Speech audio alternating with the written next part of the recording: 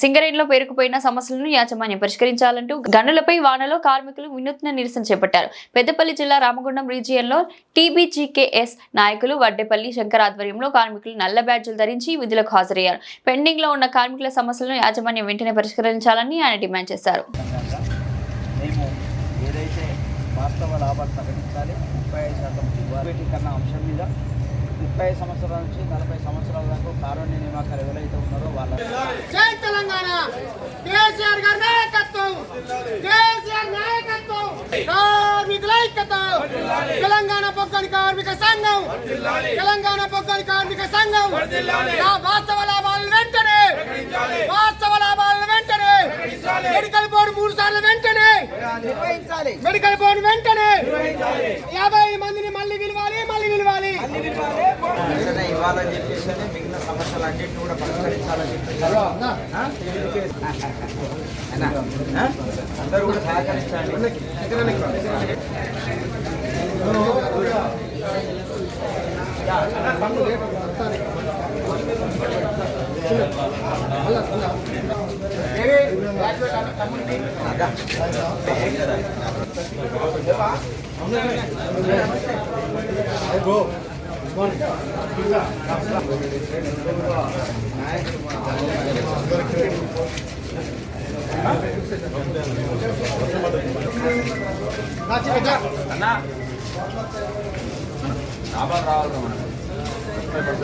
మేము ఉన్నాము.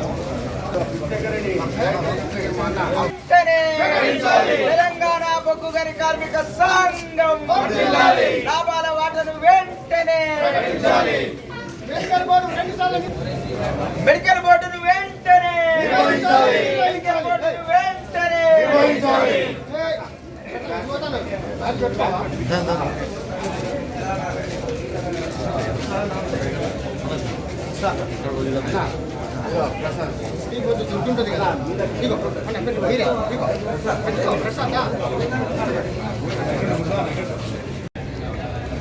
తెలంగాణ బొగ్గు గని కార్మిక సంఘం రాష్ట్ర కమిటీ పిలుపు మేరకు లాభాల వాటా ప్రకటించాలని, 35% ఇవ్వాలని తెలంగాణ బొగ్గు గని కార్మిక సంఘం డిమాండ్ చేస్తూ వానలో సైతం ఇలా కార్మిక వర్గం అంతా కూడా అన్నా మేమున్నాం, మిమ్మల్ని ఆదరిస్తాం, మా అన్నంలో మేమే మన్ను పోసుకున్నాం కాబట్టి మేము ఆదరించడానికి సిద్ధంగా ఉన్నాం, బావుల మీదకి రండి అని చెప్పేసి అనేటువంటి పిలుపును వాళ్ళు ఇస్తూ ఉన్నారు ఇలా కార్మిక వర్గం అంతా.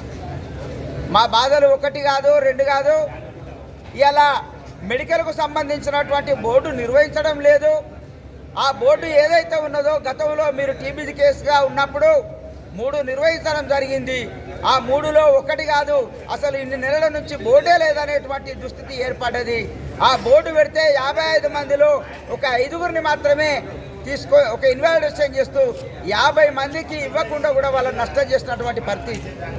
కాబట్టి ఆ 50 మంది ఏదైతే ఉన్నారో ఆ 50 మందికి సంబంధించినటువంటిది మళ్ళీ విలువాలని చెప్పేసి అని వాళ్లకు కారుణ్య నియామకాలు మెడికల్ అన్ఫిట్ చేయాలి ఇదని చెప్పేసి అని మేము డిమాండ్ చేస్తూ ఉన్నాం.